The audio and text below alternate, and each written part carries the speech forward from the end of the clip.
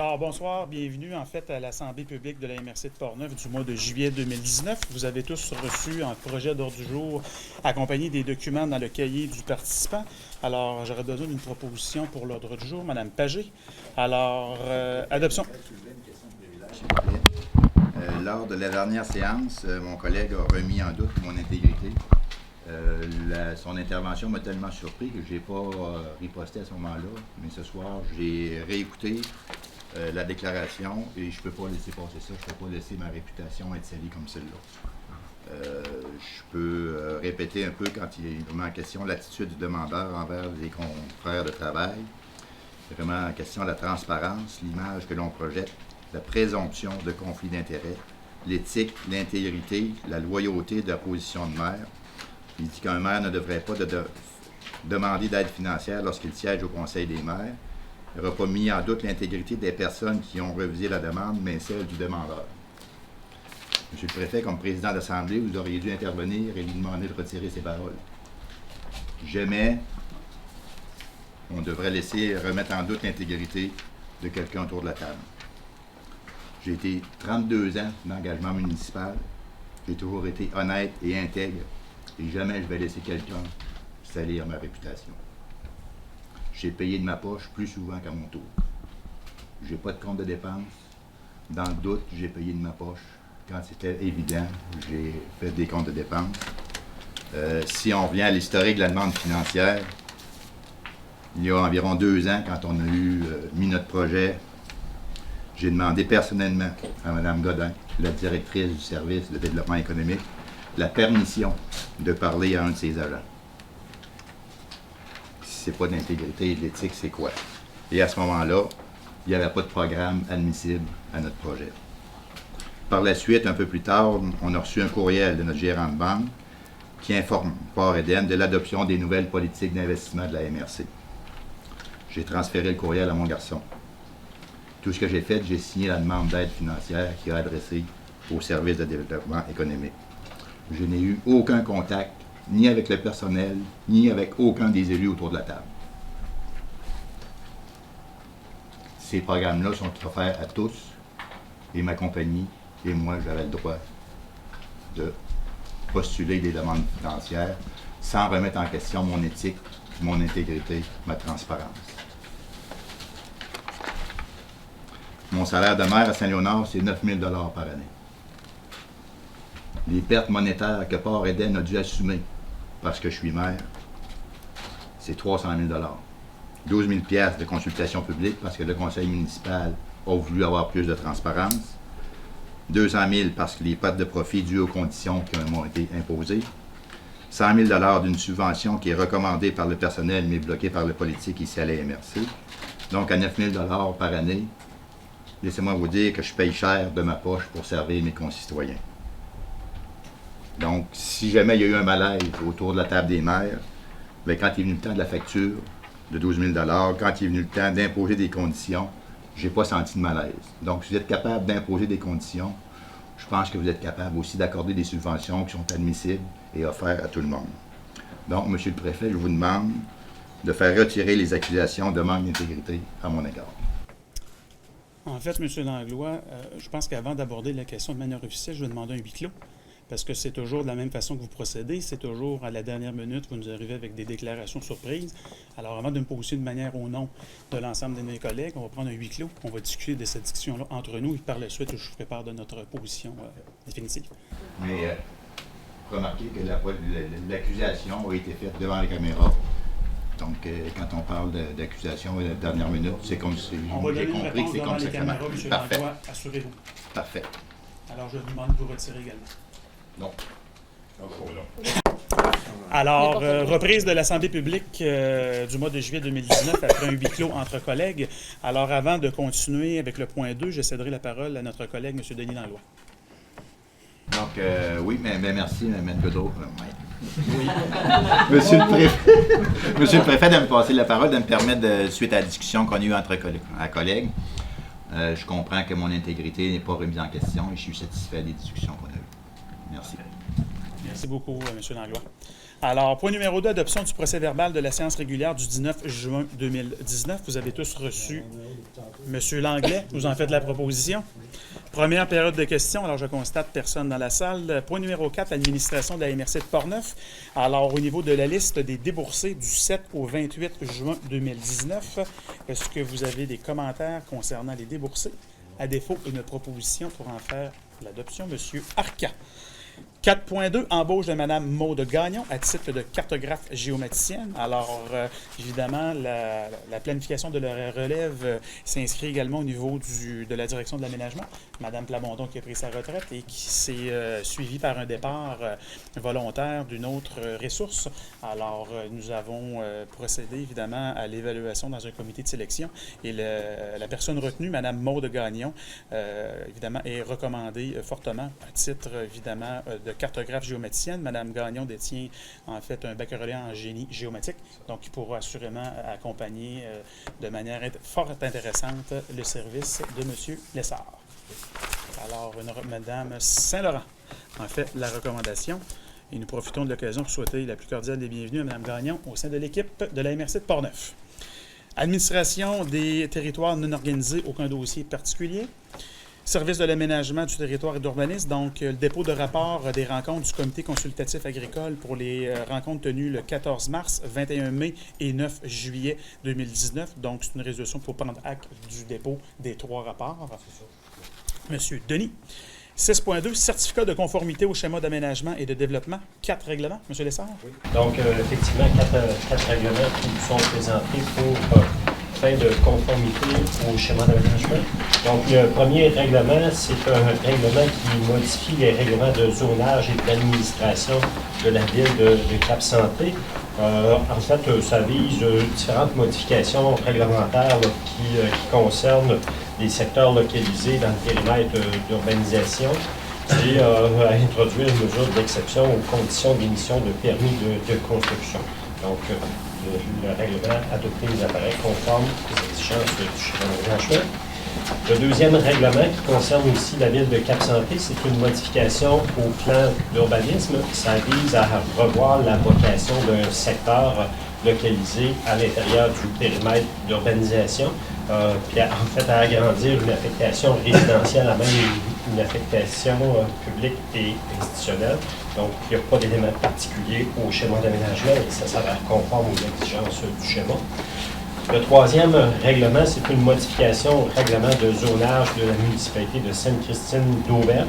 En fait, ça vise à modifier les normes applicables aux conteneurs utilisés à des fins commerciales, ainsi que les normes relatives à l'entreposage extérieur de véhicules de loisirs. Donc, il n'y a pas de modalité particulière de prévu au schéma d'aménagement concernant les aspects couverts par ce règlement-là.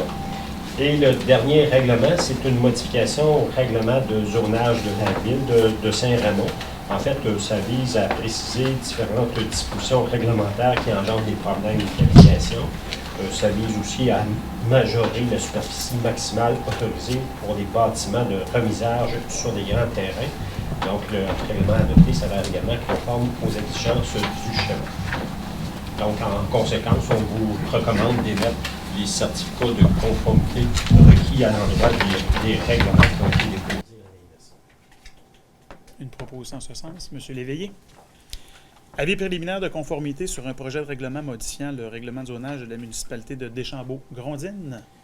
Oui. En fait, la municipalité de Deschambault-Grondines nous demande un avis de conformité sur un projet de règlement qu'elle a adopté à son règlement de zonage.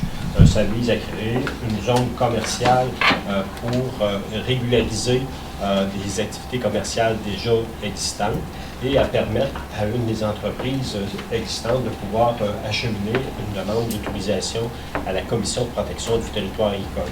Le dossier a été examiné par le comité consultatif agricole qui avait fait certaines recommandations à la municipalité, qui a tenu compte de ces recommandations-là. Donc, en conséquence, on vous recommande en fait de délivrer un avis de conformité sur le projet de règlement qui a été adopté par la municipalité de Deschambault-Grondines. Madame Pagé. Règlement numéro 390 modifiant le schéma d'aménagement et de développement concernant la révision des îlots déstructurés et des limites de la zone agricole Nous sommes rendus à l'étape de l'adoption du règlement. Oui, en fait, ça fait suite à un long processus qui a été enclenché il y a quelques années. Donc, une démarche concernant la révision des îlots déstructurés. Il y a déjà un projet de règlement qui avait été adopté il y a quelques temps. Il y a un avis qui a été signifié par le gouvernement concernant la conformité du projet de règlement qui avait été adopté par la MRC. Ce règlement-là vise en fait à mettre en œuvre une décision qui a été accordée par la Commission de protection du territoire agricole concernant la révision des îlots déstructurés. Le projet de règlement a fait l'objet d'une consultation publique en date du 26 juin dernier et la Commission d'aménagement vous recommande d'adopter le règlement final sans aucune modification, étant donné que ça vise à la mise en œuvre d'une décision qui a déjà été accordée par la Commission de protection du territoire. Une proposition en ce sens. Monsieur Alain. 6.5, avis de la MRC relativement à une demande d'autorisation formulée à la CPTAQ par la municipalité de Saint-Uribe. Oui, en fait, la municipalité de Saint-Uribe a transmis une demande d'autorisation à la Commission de protection du territoire agricole.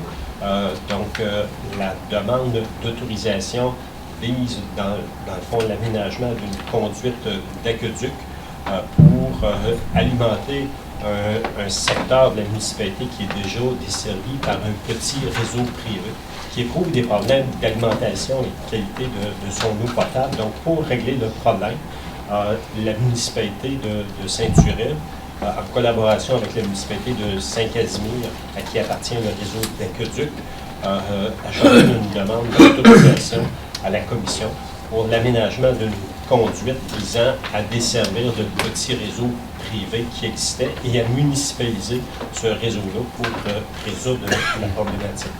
Le dossier a été étudié par le Comité consultatif agricole la semaine dernière et le Comité consultatif agricole vous recommande de formuler une recommandation favorable à la Commission de protection du territoire agricole, d'indiquer que la demande s'avère conforme aux objectifs du schéma d'aménagement et que la demande est justifiée en fonction des critères de l'article 62 de la loi sur la protection du territoire agricole, et aussi de renoncer au délai prévu par la loi suite à la transmission d'une orientation préliminaire de façon à accélérer le traitement du dossier à la Commission de protection du territoire agricole pour faire en sorte que les travaux puissent se faire cette année et régler la problématique.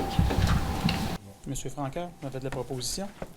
6.6, PADF, bilan de la planification annuelle. Alors, évidemment, la résolution vise à accepter le dépôt du bilan du PADF 2018-2019, tel qu'il nous a été présenté lors du comité de travail par M. Frédéric Martineau. M. Delisle. Et les thèmes 6.7, entente de service pour la coordination des chantiers sur les enjeux fauniques et de voirie multi-usages liés aux tables locales de gestion intégrées connues sur l'étape GIR, des ressources et du territoire de la capitale nationale. Donc, c'est d'autoriser le préfet à signer l'entente de service de gré à gré pour une banque d'heures équivalent à un montant global de 17 500 $ et également une autre entente pour une valeur de 20 000 $. Monsieur Arcan a fait la proposition. Service de l'évaluation foncière, aucun dossier. Service de développement économique, alors à 8.1, fonds de soutien aux projets structurants de la MRC de Portneuf, les projets recommandés qui nous ont été expliqués par Mme Godin lors du dernier comité de travail. Alors, on aurait besoin d'une résolution. Alors, pour entériner, M. Bédard. 8.2, fonds de soutien aux projets structurants de la MRC de Portneuf, projet recommandé dans le volet animation et mobilisation du milieu, donc pour déployer une tournée découverte de la MRC de Portneuf au montant de 3 220 $. M. Delisle, vous en faites la proposition. 8.3, fonds de la région de la capitale nationale, un projet recommandé.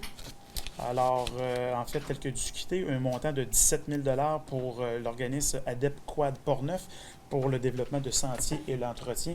Un projet global de 319 000 $ qui est en fait coordonné par beaucoup de bénévoles du club et qui a obtenu d'un appui financier du ministère des Transports du Québec et la MRC contribue également au déploiement de ce beau projet.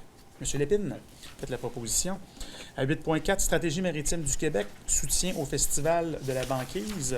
Alors, comme vous le savez, évidemment, la Ville de Portneuf a depuis plusieurs années la course de banquise, mais depuis l'an passé, ils ont déployé une nouvelle activité festive avec le festival et la demande d'aide financière est de 16 000 qui est issue évidemment de 2 partenaires, un 8 000 du ministère et un 8 000 d'une entente résiduelle de la MRC de Portneuf. M. Blackburn. 8.5, Comité d'investissement commun, adoption des projets recommandés au nombre de 3. Mme Godin. Oui, alors c'est 3 frais, tout simplement, puis FLS dans les 2 premiers cas et un 100 000 dans le cadre du Une proposition en ce sens. M. Delisle. Dossiers régionaux. Coupure dans le programme Réno-Région, demande adressée à la ministre des Affaires municipales et de l'Habitation et au ministre des Finances. Alors, en fait, le gouvernement a malheureusement établi certaines coupures dans le programme Réno-Région qui se soldent pour la MRC de Portneuf à un manque à gagner dans l'enveloppe de près, en fait, d'environ 140 000 $. Il faut comprendre que ce programme Réno-Région est très bénéfique pour plusieurs familles et particuliers défavorisés de la MRC et que ce manque à gagner va malheureusement diminuer l'aide directe que la MRC de Portneuf peut déployer à des gens qui sont dans la demande. Alors, l'objectif de la résolution de ce soir vise d'abord à dénoncer cette coupure, mais également de demander à ce que les crédits budgétaires qui étaient historiquement alloués le soient, afin que nous puissions poursuivre notre mission, évidemment, au niveau du développement social et d'accompagner de manière, je vous dirais, intéressante les familles dans le besoin avec un outil financier qui est fort utilisé dans la MRC de Portneuf. Monsieur, Madame Saint-Laurent. 9.2, transport collectif, autorisation de signature du protocole d'entente entre la MRC de Portneuf et la Corporation de transport régional. Alors, c'est l'entente qui nous lie avec la corporation et qui a essentiellement les mêmes dispositions que les ententes précédentes, à l'exception près qu'on vient préciser que la MRC de Portneuf peut utiliser des panneaux publicitaires sur les autobus afin de faire de la publicité qu'elle juge appropriée. Alors, une résolution, M. Langlais fait la proposition. 9.3, transport collectif de la MRC de Portneuf, versement de la contribution financière annuelle, donc au montant de 80 000 $ qui est prévu au budget. C'est notre contribution, évidemment, dans ce projet collectif. Monsieur Delis. Rapport des comités et commissions. Commission de l'aménagement et du développement du territoire. On a tenu, en fait... 2 consultations publiques, une sur le projet de règlement de modification au schéma qui a été adopté ce soir, oui, et la dernière consultation publique qui était hier soir sur le projet de port d'État. Commission de développement social et économique, il y aura une rencontre demain matin. Oui. Commission d'environnement, M. Arcand? Commission d'administration, il n'y en a pas eu. Commission de sécurité, comité de sécurité publique, M. Dion? Comité de sécurité incendie? Oui, ça sent les vacances. Transport régional? Transport régional, juste un mot. En passant, Saint-Casimir et Saint-Basile, Saint-Casimir 46 transports le dernier mois, et Saint-Basile 34. Il y a quand même une espèce d'augmentation qui se fait. Donc on encourage les gens à encourager leurs citoyens à prendre part à cette activité-là. Et aussi, je veux annoncer qu'il y a la possibilité de faire une location d'autobus. Que ce soit une municipalité ou un organisme, quel qu'il soit, peut faire une location de transport, d'une navette de transport, en dehors des heures d'ouvrage sur semaine. Par contre, les fins de semaine ou les soirées, on a des chauffeurs et des autobus disponibles pour cette activité-là. Dernièrement, ils en ont fait quelques-unes à Régie, par exemple, ça a été quand même bien réussi. Certains endroits, ils l'ont utilisé, je pense, la ville de Saint-Raymond aussi. Ça fait en sorte que les gens se sentent comme participants à aller au niveau de la communauté. Puis ça, je trouve ça important. Les chemins ont la chance de le faire. Là. Je pense qu'absenter un peu le même principe aussi avec loi de l'entente, etc. C'est juste de tenir informé de cette situation, faire en sorte qu'on l'utilise de plus en plus, tout simplement. C'est un retour de la société de fond. C'est bien. Ouais. Parfait. Merci, M. Langlais. Régie régionale, gestion de matières résiduelles. Rien de spécial. Oui, peut-être souligner l'ouverture du nouvel écocentre Sainte-Catherine de Jacques-Cartier, 2 juillet. Alors, coordonné avec le déménagement des Québécois.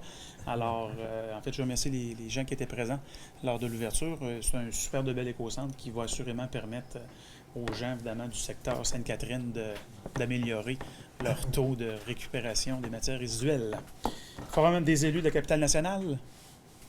En septembre. Septembre. Parfait.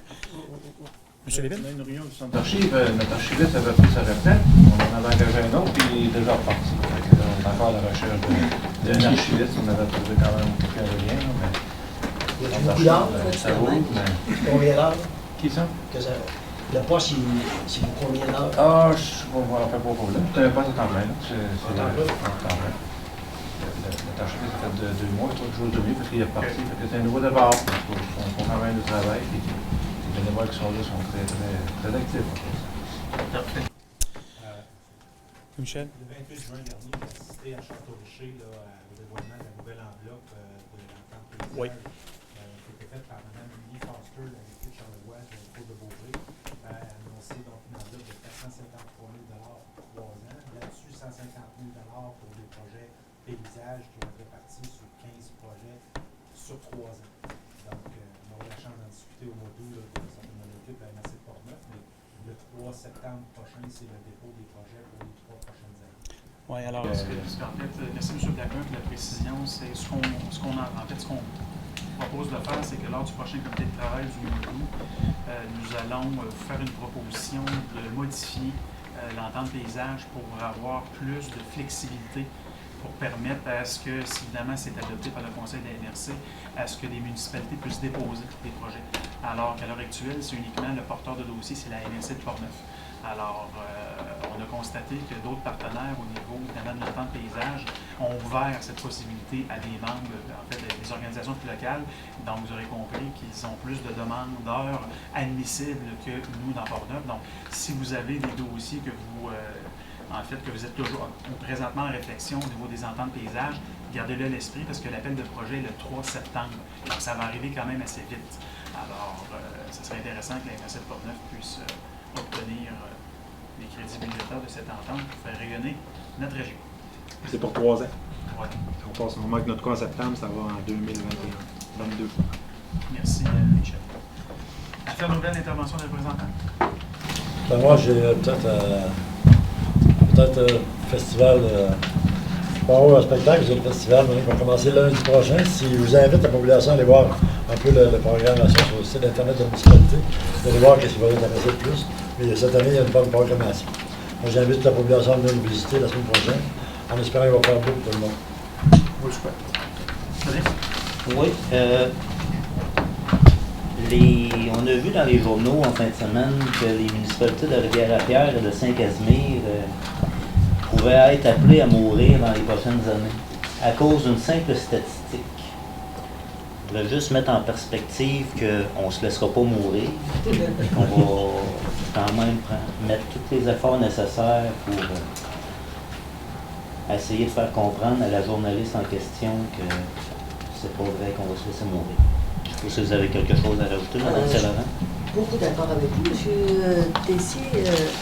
Je pense qu'avec ce qu'on apporte dans nos municipalités, l'ouvrage qu'il y a, pour nous autres, en tout cas, l'ouvrage qu'il y a à Rivière-à-Pierre, même si la population vieillit, ben, on a beaucoup de gens à l'extérieur qui viennent travailler à Rivière-à-Pierre. Je ne penserais pas qu'on va se laisser mourir nous autres non plus. On essaie au plus possible d'attirer des jeunes familles à Rivière-à-Pierre, justement, pour la relève. Puis c'est déjà commencé. Alors, non, c'est pas dans notre intention de se laisser mourir. Merci de la mise au point, M. Tessier. M. Arcan? J'aimerais simplement mentionner, moi je trouve ça triste quand on fait une demande comme ça qui sont basées sur d'occultes statistiques et puis quand on se bat avec le gouvernement depuis longtemps au niveau des régions qu'on puisse investir plus. Ces grandes villes-là, le Québec, ça se résume quand même pas à Québec par Montréal. Là. Ça se résume aussi si c'était pas des régions. Les régions sont vigoureuses, les régions se prennent en main. Et mais de voir une nouvelle comme ça, je dis pas que c'est faux, là. C'est juste que d'en faire autant un plat avec ça, ça a indisposé énormément de gens. J'ai de mes collègues dans le bas du fleuve qui ont été vraiment touchés par ça. Alors là, on se bat pour essayer de garder nos municipalités le plus vivantes possible, à attirer des gens. On se retrouve avec une nouvelle comme ça, que d'aucuns qui ne sont pas au courant de ce qui se passe dans les régions vont trouver, ah ben là, regarde, les régions ont un peu moins de ça. Alors j'avais simplement mentionné ça, puis si on a la chance dans toutes les tribunes à laquelle on appartient de passer ce message-là, il ne faudra pas là, que ça se retrouve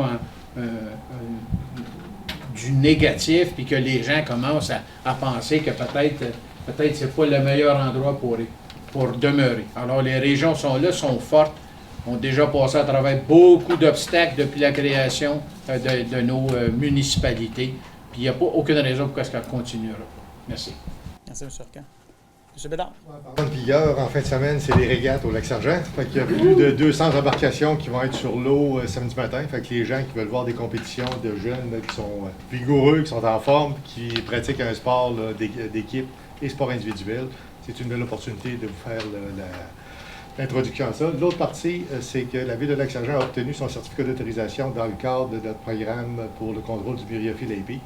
Fait qu'on va de l'avant, on va être bon pour un plan pour faire environ 100 000 pieds carrés de bâchage cet été, qui vont se faire dans les premières semaines du mois d'août de concert avec la CAPSA et la Samba.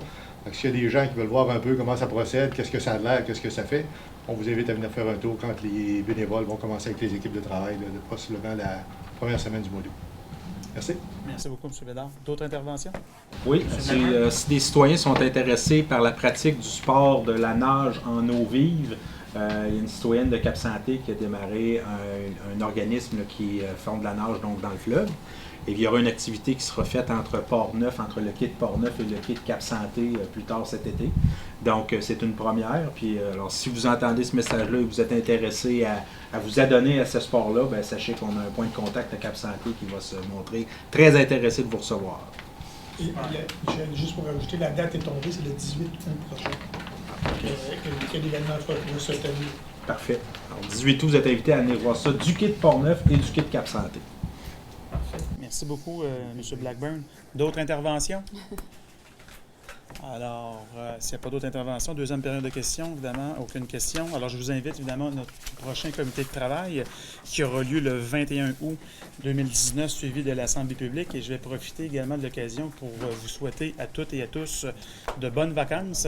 À ceux et celles que leurs vacances sont déjà prises, bien, bon retour au travail et profitez évidemment des prochaines semaines pour évidemment refaire le plein d'énergie parce que nous aurons un automne fort chargeant en 2019.